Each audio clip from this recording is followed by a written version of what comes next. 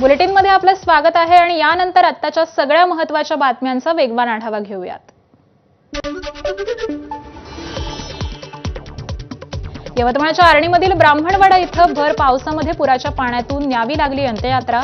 न्यायालयावरील उंच पुलासाठी प्रशासनाकडे प्रस्ताव।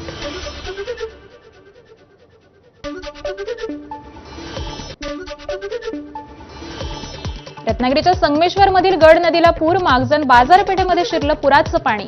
कासे, कळंबुशी, वडेरू, नायशी भागातील शेती 24 तासांपेक्षा अधिक काळ पाण्याखाली।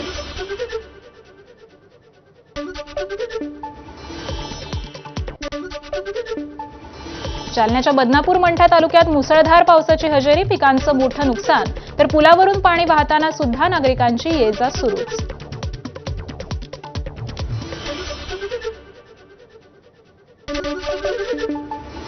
चिपळूणमध्ये वशिष्ठी नदीच्या पाणी पातळीत वाढ। सखल भागात पाणी साचल्यामुळे नागरिकांना सतर्कतेच्या सूचना। गेल्या 2 दिवसापासून सुरू असलेल्या मुसळधार पावसानं नांदेड जिल्ह्यात नदी नाल्यांना पूर। पैनगंगा नदीनं पुरात सहस्रकुंड धबधब्यानं रौद्र रूप धारण केलंय। चिपळूणच्या डीबीजे महाविद्यालय परिसरामध्ये मुसळधार पावसानं मुंबई गोवा महामार्गाला नदीचं स्वरूप। डोंगरातून येणारं गटाराचं पाणी थेट महामार्गावर येत असल्यामुळे महामार्ग पाण्याखाली। मुसळधार पावसामुळे नारंगी आणि जगबुडी नदीचे पाणी खेड शहरामध्ये। खेड दापोली मार्गावर नारंगी नदीच्या पुराचं पाणी आल्यामुळे खेड दापोली महामार्ग वाहतुकीसाठी ठप्प। रायगड जिल्ह्यात झालेल्या मुसळधार पावसानं सावित्री, कुंडलिका आणि आंबा नदीच्या पाणी पातळीत वाढ। तिन्ही नद्या इशारा पातळी ओलांडण्याची शक्यता। नदीकाठच्या गावांना सतर्कतेचा इशारा। सततच्या पावसामुळे जगबुडी नदीला आलेला पूर कायम। नदीचं पाणी मटण मच्छी मार्केट परिसरामध्ये रस्त्यावर। प्रशासनाकडून नागरिकांना खबरदारीच्या सूचना। आज दिवसभर रत्नागिरीला पावसाचा ऑरेंज अलर्ट। रत्नागिरीतील जगबुडी नदीनं ओलांडली धोका पातळी। नागरिकांना सुरक्षित स्थळी हलवण्याच्या नगर परिषदेच्या सूचना। चिपळूणमध्ये झालेल्या मुसळधार पावसानं सार्वजनिक बांधकाम विभागाच्या कार्यालयात 1.5 ते 2 फुटांपर्यंत पाणी।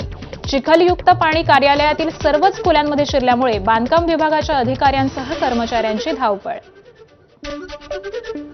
सार्वजनिक बांधकाम विभागाच्या कार्यालयात पाणी शिरल्यामुळे कागदपत्रांच्या सुरक्षेबाबत प्रश्नचिन्ह उपस्थित झालाय।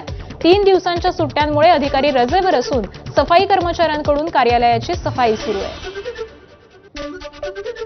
जळगावच्या जामनेर तालुक्यात झालेल्या जोरदार पावसामुळे वाघूर नदीला पूर। पुढील 3 दिवस पावसाचा जोर कायम राहिला तर हवामान विभागाचा अंदाज। धुळे शहरासह जिल्ह्यात मुसळधार पावसाची हजेरी। पावसामुळे फळबागा आणि भाजीपाल्यांचं मोठ्या प्रमाणावर नुकसान। शेतकऱ्यांची चिंता वाढली आहे। ठाणे जिल्ह्याची तहान भागवणारं महाराष्ट्र औद्योगिक विकास महामंडळाचं बारवी धरण ओव्हरफ्लो। बारवी धरण पूर्ण क्षमतेनं भरल्यामुळे ठाणे जिल्ह्याची पाणी चिंता मिटली आहे। धाराशिवमधील तेरणा प्रकल्प ओव्हरफ्लो। आमदार राणा जगजितसिंह पाटील यांनी केलं जलपूजन। प्रकल्प पूर्ण क्षमतेनं भरल्यानं शेतकऱ्यांना मोठा दिलासा।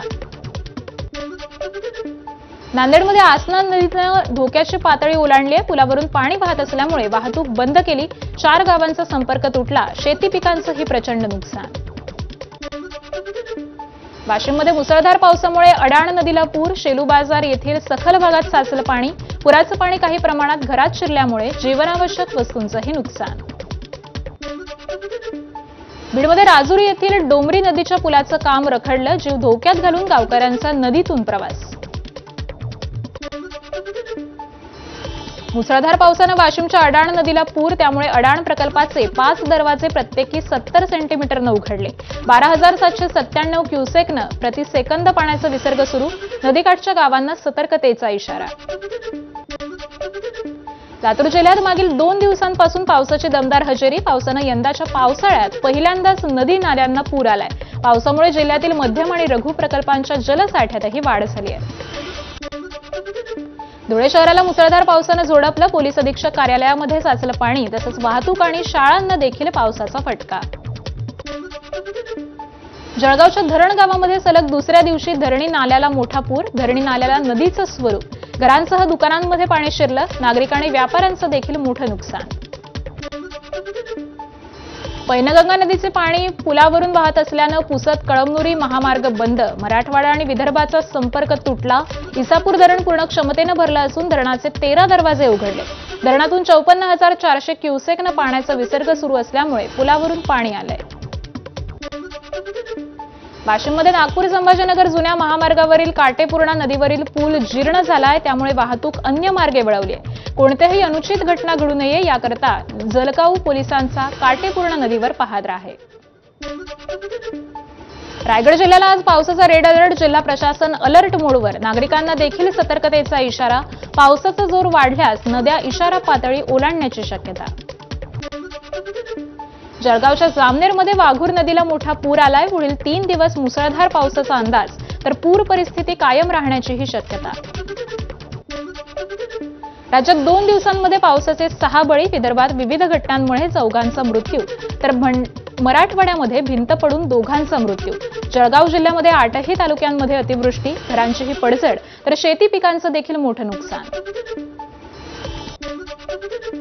धाराशिवमध्ये मांजरा नदीच्या पुरात वाहून गेलेल्या शेतकऱ्याचा 2 दिवसांनंतर देखील शोध नाही. आपत्ती व्यवस्थापन आणि महसूल प्रशासनाकडून 3 दिवसांपासून शोध मोहीम सुरू. नागपूरच्या भिवापूर तालुक्यातील नांद नदीमध्ये दुचाकीस्वार वाहून गेला. नदीला पूर आल्यामुळे नसतं धाडस करत तरुण वाहून गेलाय. काल सायंकाळच्या सुमारास ही घटना घडली असून तरुणाचा सध्या शोध सुरू आहे. जम्मू काश्मीरच्या कठुआमध्ये 3 ठिकाणी ढगफुटी. 3 ठिकाणच्या ढगफुटीमध्ये आतापर्यंत 4घांचा मृत्यू, तर 6 जण जखमी. हिमाचल प्रदेशातल्या कुलूमध्ये ढगफुटी. अतिमुसळधार पावसानं मंडीमध्ये भूस्खलन झाल्यानं डोंगराची माती, दगड आणि रस्त्यांवर आलेत.